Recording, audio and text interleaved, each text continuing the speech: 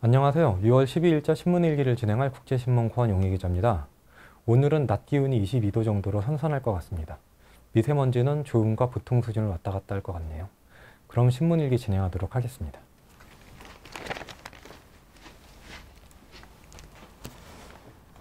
항쟁 현장서 열린 부산 기념식, 여야 지역국회의원 대거 불참. 지난 10일에 60 민주항쟁이 있었잖아요. 그런데 항쟁 기념식이 있었는데 온다고 통보를 했다가 취소해서 혼선을 빚었다고 합니다. 유일하게 참석한 하태경 의원 같은 경우는 자기 자신을 소개를 안 했다는 이유로 항의하는 총국을 벌이기도 했는데 기사 한번 보겠습니다. 6월 민주항쟁 30돌 부산 기념식에 지역 정치권의 인사들이 대거 불참해 시민사회에서 비판의 목소리가 나오고 있다라고 합니다. 지난 10일 부산 중구 광복로 일대에서 민주주의 심장, 다시 뛰는 부산이라는 주제로 열렸는데 광복로 같은 경우는 1987년 수많은 부산 시민이 독재 타도와 호언철폐를 외치며 집회를 했던 상징적인 장소죠. 광복로가. 이날 행사에는 김석준 부산시 교육감과 문정수 부산 민주항쟁 기념사업회 이사장을 비롯해 시민 1,300여 명이 참석을 했습니다. 반면 서병수 시장님 같은 경우는 해외 출장이시긴 하고 문제는 지역 국회의원 18명 중 17명이 불참을 했다는 거죠. 바른정당의 하태경 의원만이 유일하게 얼굴을 내밀었는데요. 특히 여당인 더불어민주당의 최윤호 부산시당 위원장과 박지우 의원은 참석 의사를 밝혔다가 나타나지 않았다 그러네요. 최 위원장 같은 경우는 몇 분 앞두고 불참을 통보하는 바람에 기념사 식순을 취소하는 소동까지 벌였다고 그럽니다. 한때 노쇼라는 말이 유행을 했었잖아요. 그런데 제가 지켜봐온 결과 노쇼의 결정판은 사실 정치인들입니다.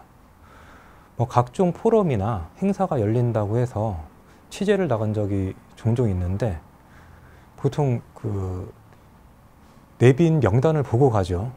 그런데 안 오는 경우가 거의 대부분입니다. 그런 경우에는 행사를 하면서 이름을 읽죠. 누가 오셨습니다. 아니면 누가 축전을 보냈습니다. 그런데 일어서지는 않습니다. 안 오는 경우는. 보통 정치인들이나 국회의원들은 그런 경우 안 오더라도 자기 이름 알리고 좋긴 좋죠. 그렇지만 이 행사의 취지를 무색하게 만드는 경우도 있어서 참 문제는 문제입니다.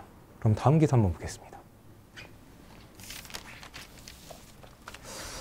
허위신고 과태료 부과하자 유령 집회 사라졌다. 지난 1월 28일이죠. 개정 집시법 시행 후에 가짜 시에 최대 100만 원을 부과했습니다. 2015년에는 도입 순위제 유연성도 높여서 집회 방해가 줄고 결사 자유가 확대됐다는 평가를 받는데요. 기사 한번 보겠습니다.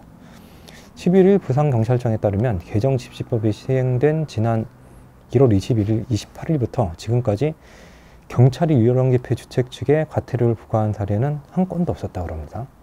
개정 집시법은 집회 신고를 하고 실제 집회를 하지 않으면 예정된 시각 24시간 전에 철회 신고서를 제출하도록 했습니다. 정당한 사유 없이 이를 위반하면 최고 100만 원의 과태료가 부과된다고 하니 거의 이제 사라졌다고 그러네요. 개정집시법 시행 전에는 이해관계가 대립하는 단체의 집회를 막으려고 미리 집회를 하는 방법으로 장소를 선점하는 경우가 많았다고 합니다. 특히 아파트 분양홍보관의 경우 유령 집회 신고가 잦았다고 그러네요. 이것처럼 노쇼, 유령 집회 신고를 하고 안 나오는 것도 노쇼죠. 노쇼에 과태료를 부과하니까 이런 경우가 싹 사라졌습니다. 사실 유령 집회 같은 경우는 좀 악질적인 노쇼죠. 왜냐하면 헌법에도 보장된 집회 결사의 자유를 방해를 하잖아요.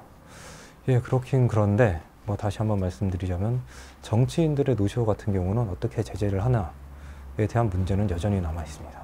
그럼 다음 기사 보겠습니다.